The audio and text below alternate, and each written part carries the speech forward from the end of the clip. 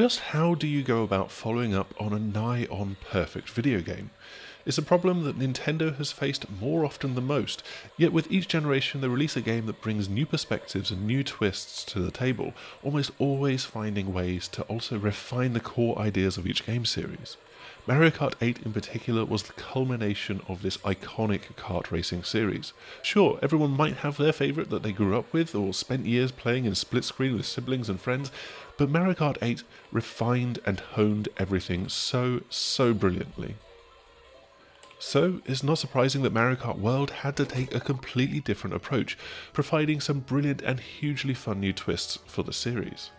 There's the big open world that you can free roam around and which provides the basis for all of the races to take part in. There's the 24-player races and the knockout tour. It is bigger, it's bolder, and it is also a bit more inconsistent. From the off, the kart racing feels immediate and familiar in all of the right ways. You boost start the same, you drift the same, you slipstream the same, you still hold up to 2 items. So many of these things are instantly recognizable. But there have also been a lot of nips, tucks and tweaks along the way.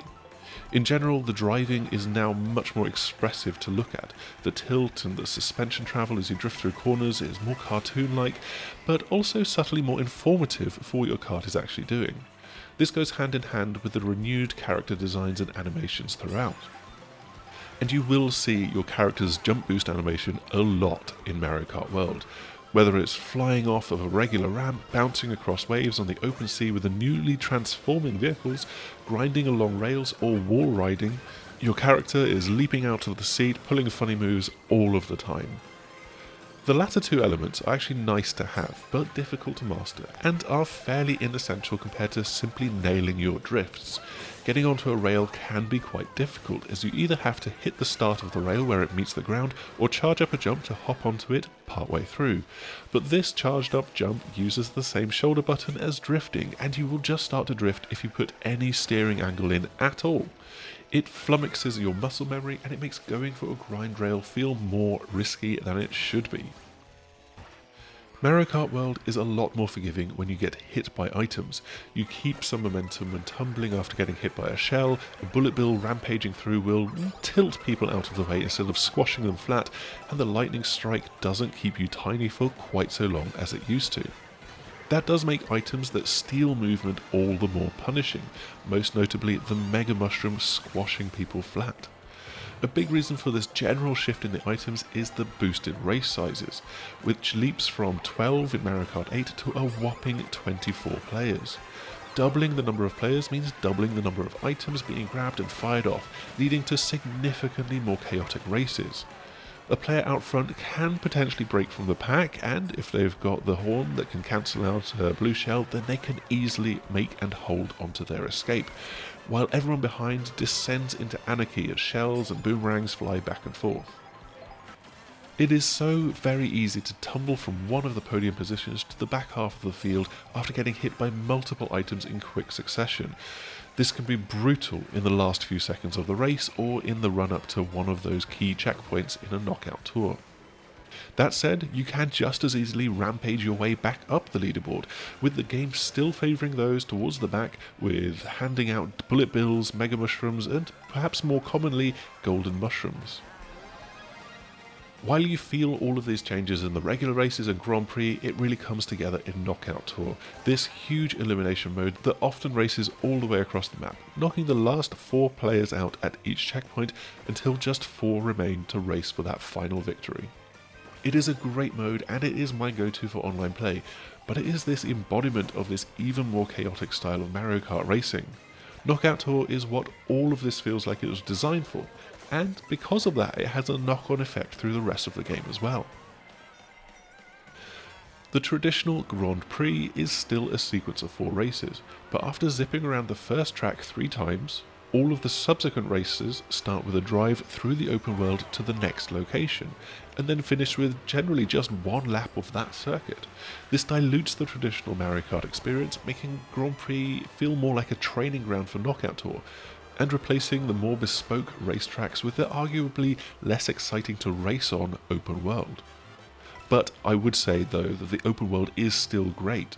Nintendo and their partners have put in a lot of effort to fill it with different biomes, stuffing it with nods and winks to everything to do with Mario. When exploring in free roam, you find collectibles and P-switch challenges to test both your exploration and driving skills. And it does feel like there's almost always something new to find. But at the same time, you cannot escape the curse that every open world has these boring areas that you have to pass through to get to the next landmark.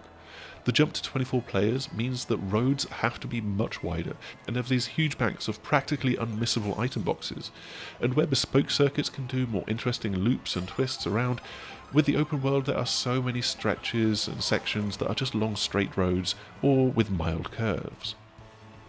No amount of Nintendo magic will make a highway not be just a highway. The fix to this would be to have a classic Grand Prix mode alongside the new. You can still find these in the game. You can do a pure 3-lap race on any track in Versus mode, just as you can find the point-to-point combos within this that aren't featured in Grand Prix or Knockout Tour. But the go-to for players will still be Grand Prix, Knockout Tour and Online, where these are downplayed. The inherent messiness of this combined new direction is also found in the character list, which has had to expand to cater to 24 players. The main cast are all here and they're looking better than ever, and they have a bunch of costumes to find and unlock. But it's like Nintendo took the franchise and shook it until everything fell out. The field is littered with every creature and enemy that Mario has ever met, and most of them aren't given anywhere near the same amount of love for customizations. DK has only got a single costume to find, and as beloved as Cow has become, she has no alternative costumes. You can't even put a fancy hat on her. And then there's all of the nonsensical inclusions of Sidestepper, Swoop the Bat, Dolphin, Fishbone and more. I won't lie that they aren't funny to see them for the first few times, but they just don't make sense when being sat on a bike and you see the Fishbone literally just sort of floats over the seat. They feel a bit like a compromise or Nintendo having to go along with the bit, when usually they feel more like the masters of what they're trying to create. Of course, Mario Kart World is particularly good online.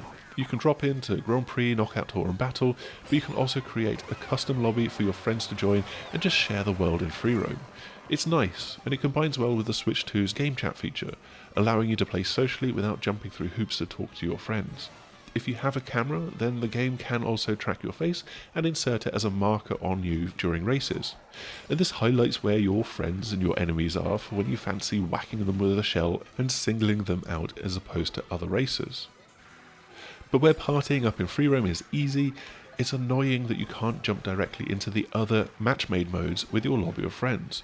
You can join your friends in matchmaking, but only when they're already in a lobby, and when lobbies are filling up within seconds, it adds a lot of faff where you then wait for the end of their race and then try to join them up, and maybe you miss the timing and you don't quite meet up, and it's just unneeded frustration. Please, Nintendo, you need to make this easier in a patch. And of course, Mario Kart World works in local split-screen multiplayer, and this is exactly what you'd expect. It cuts down the frame rate, but it is still very playable, very fun, and once again, if you've got the camera, one camera can actually place 4 faces onto 4 different racers in any of the modes. It's a really nice touch. All in all, Mario Kart World takes that big and bold step into a different style of racing. With a big open world, with bigger lobbies, and a Battle Royale style multiplayer mode, it all adds up to a Mario Kart that is both familiar and refreshingly new. No, it is not as tightly tuned as Mario Kart 8 was, but this is still a lot of fun, and practically essential for anyone picking up the Nintendo Switch 2. That's all that we've got for our Mario Kart World review. I hope that you've enjoyed this deep look at the game. We've been playing this for the past week and the Nintendo Switch 2 as well. And from that, we've got tons of other features going up on the sixaxis.com and comparison videos for the likes of Cyberpunk 2 or all of the backwards compatibility games, which are already live. There's more to come, so make sure to like, subscribe, click the bell icon, the usual YouTube things, and hopefully we will see you again soon. Goodbye.